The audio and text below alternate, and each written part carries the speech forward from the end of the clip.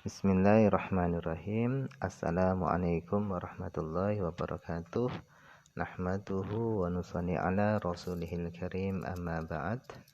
Insyaallah pada kesempatan ini kita akan melanjutkan pembacaan daripada kitab Mabadi Awwaliyah yang membahas tentang usul fikih yang ditulis oleh Al-Ustadz Abdul Hamid Hakim. Kita telah sampai kepada al-ahkam, hukum-hukum. Wal ahkam, adapun hukum-hukum itu tis'atun, ada 9. Al-wajibu, wajib. Wal mandubu, sunnah. Mandub ini adalah sunnah. Wal mubahu, mubah. Kemudian wal haramu, haram. Wal makruhu, makruh. Was sahihu, sahih, sah maksudnya. Wal batilu, batal. Wal rukhsah, dan rukhsah. Wal azimah, dan azimah. Jadi azimah ini adalah hukum asli, lawan daripada rukhsah. Lawan daripada rukhsah adalah azimah. Misalnya, asal daripada sholat zuhur itu adalah 4 rakaat. Kemudian misalnya kita melakukan safar dengan jarak tempuh yang membolehkan mengqashar sholat. Sehingga sholat zuhur yang asalnya tadi 4 rakaat, kita boleh mengerjakannya 2 rakaat.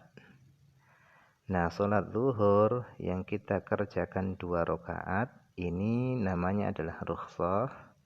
Sedangkan asal sholat zuhur 4 rakaat itu adalah namanya azimah.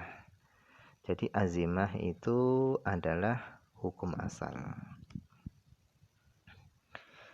Kemudian fal wajibu, adapun wajib itu adalah sesuatu yusabu yang diberi pahala ala tarkihi ke atas mengerjakannya wa yu'aqabu dan disiksa ala tarkihi ke atas meninggalkannya Jadi wajib adalah sesuatu yang diberi pahala ketika mengerjakannya dan disiksa ketika meninggalkan Itu yang disebut dengan wajib.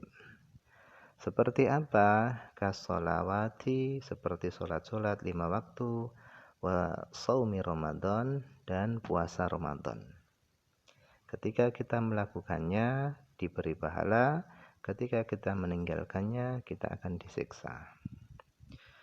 Kemudian yang kedua adalah wal mandub. Mandub ini adalah sunnah. Apa definisi sunnah mandub ini? Yaitu sesuatu yusabu yang diberi pahala ala fi'lihi atas melakukannya wala yu'aqabu dan tidak disiksa ala tarkihi atas meninggalkannya Jadi yang disebut dengan mandub atau sunnah ini adalah sesuatu yang diberi pahala ketika mengerjakannya dan tidak disiksa ketika meninggalkannya. Seperti apa? Katahiyatil masjid, seperti sholat tahiyatul masjid. Kita melakukan dapat pahala, kita tidak melakukannya, kita tidak disiksa. Kemudian al-haram. Apa itu haram? Haram adalah sesuatu yusabu yang diberi pahala ala tarkihi atas meninggalkannya wa yu'aqabu dan disiksa ala fi'lihi atas melakukannya Jadi haram adalah sesuatu yang diberi pahala ketika meninggalkannya dan disiksa ketika mengerjakannya. Seperti apa? Kariba, seperti melakukan akad riba. Wa fi'lil mafsadati, dan seperti melakukan kerusakan. Kemudian al-makruh. Makruh itu apa? Makruh itu adalah sesuatu yusabu yang diberi pahala ala tarkihi atas meninggalkannya wala yu'aqabu dan tidak disiksa ala fi'lihi atas mengerjakannya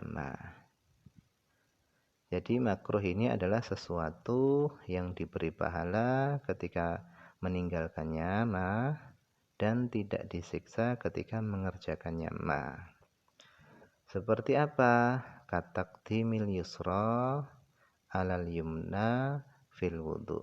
Seperti mendahulukan anggota wudu yang kiri daripada yang kanan ketika berwudu. Jadi ketika wudu yang disunahkan adalah membasuh anggota yang kanan dulu, baru yang kiri. Ketika dibalik, yang kiri dulu dibasuh, baru membasuh yang kanan, maka itu hukumnya adalah makruh.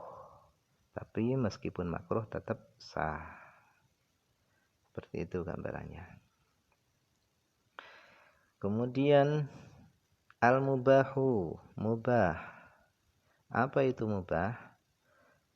Yaitu adalah sesuatu la yusabu ala fi'lihi yang tidak diberi pahala atas mengerjakannya wala yu'aqabu dan tidak disiksa ala tarkihi atas meninggalkannya Jadi mubah ini adalah sesuatu yang tidak diberi pahala ketika mengerjakannya dan tidak disiksa ketika meninggalkannya Seperti apa contohnya? Kan naumi fin nahari, seperti tidur pada siang hari.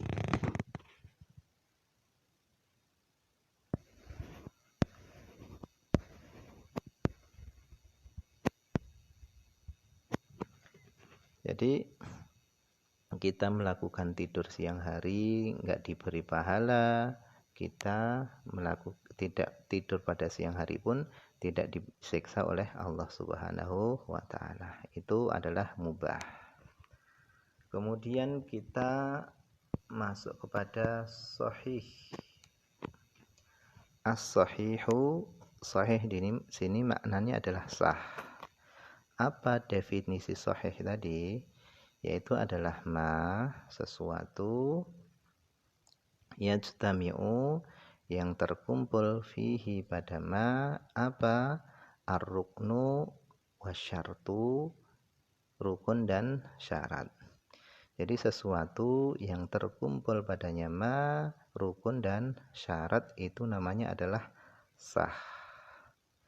Jadi satu akad atau ibadah ketika terkumpul pada akad atau ibadah tadi syarat-syarat dan rukun-rukunnya, maka akad dan ibadah tadi dikatakan sah.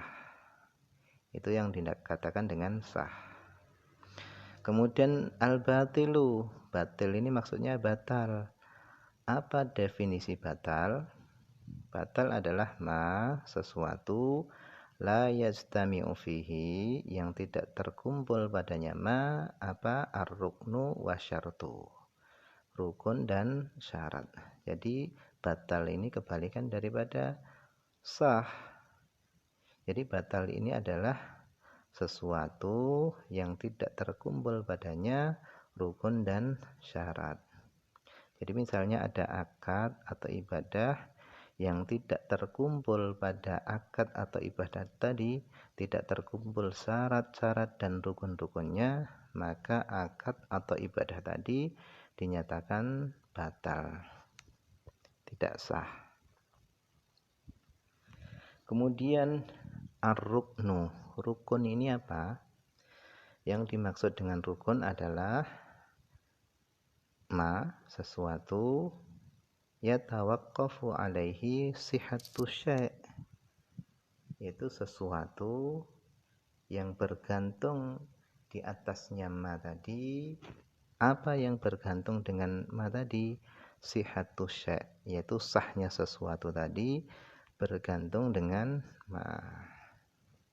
Wakana dan adalah ma tadi itu juz'an minhu, bagian daripada syai'.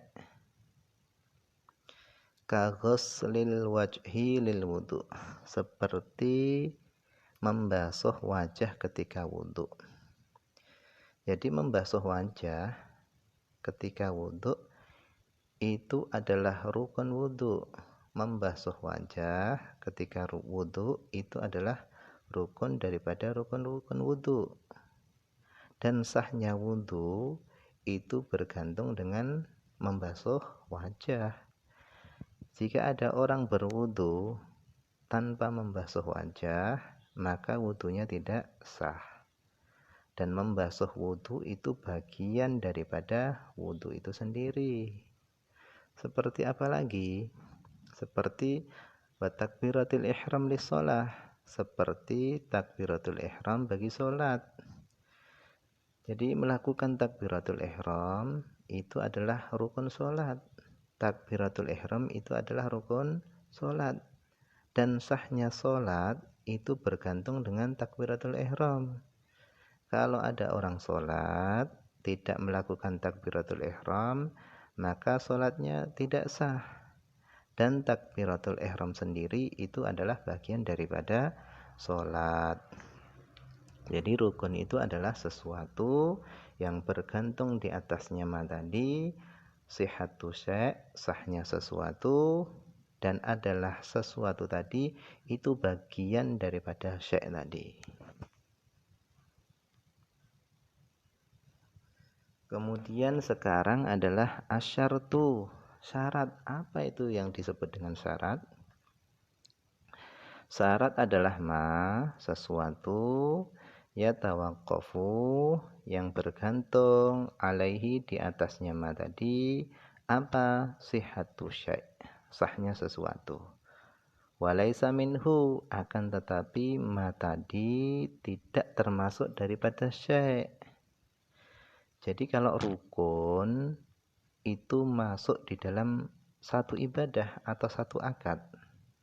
Tetapi kalau syarat itu tidak termasuk daripada ibadah atau akad tersebut.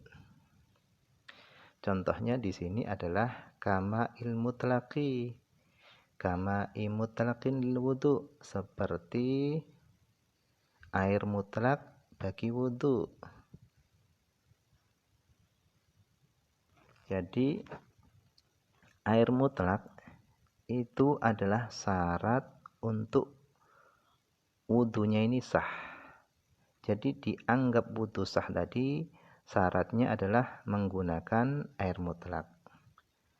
Akan tetapi air mutlak tadi bukan bagian daripada wudu. Contoh yang lain, syarat sah salat diantaranya adalah wudu. Orang salat tapi tidak berwudu, maka salatnya enggak sah. Akan tetapi wudu itu tadi bukan bagian daripada salat, tapi sahnya salat itu bergantung dengan wudu, begitu. Jadi yang dinamakan syarat adalah sesuatu yang bergantung di atasnya ma tadi, apa sahnya sesuatu. Akan tetapi sesuatu tadi tidak masuk daripada ma, bukan termasuk ma. Itu yang dinamakan dengan syarat. Contohnya lagi adalah wasatril aurah lis-shalah, dan menutup aurat bagi salat. Sama, menutup aurat itu juga dilakukan sebelum salat, sehingga menutup aurat tadi namanya adalah syarat, bukan rukun. Kemudian ar-rukhsah, rukhsah hiya, adapun rukhsah ini adalah al-hukmu, hukum, alladzi, yang yataghayyaru, berubah. Apa hukum tadi?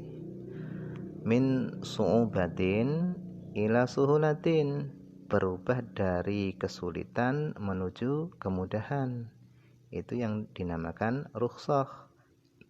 Ma'a qiyami sababil hukmil asli, bersama tetapnya sebab hukum asal. Seperti apa? Kajawazil fitri.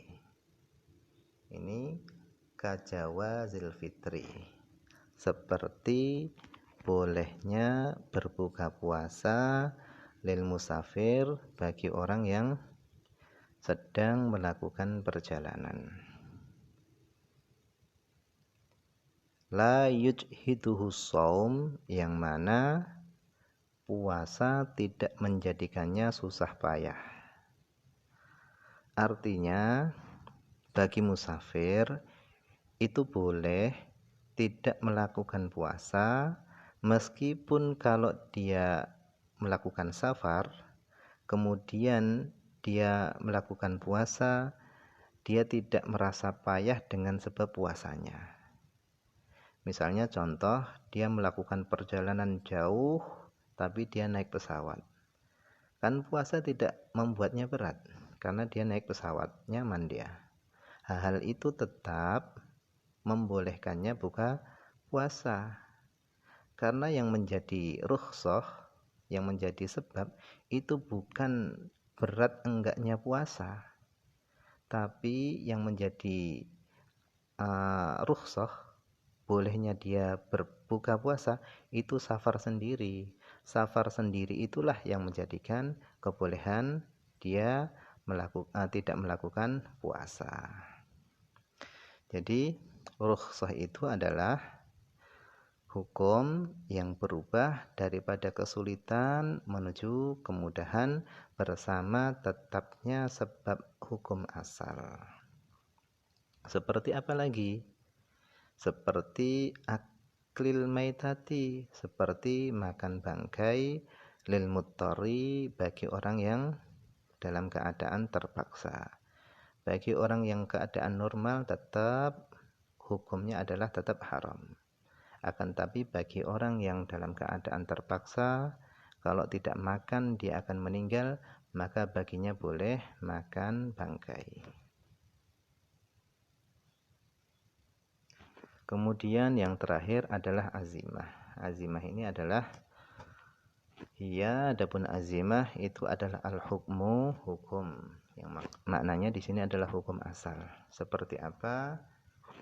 Kawujubi sholawatil khamsi, seperti wajibnya sholat 5 waktu, wa hurmati aklil maitati, dan haramnya makan bangkai, li ghairil muttar, bagi selain orang yang dalam keadaan terpaksa.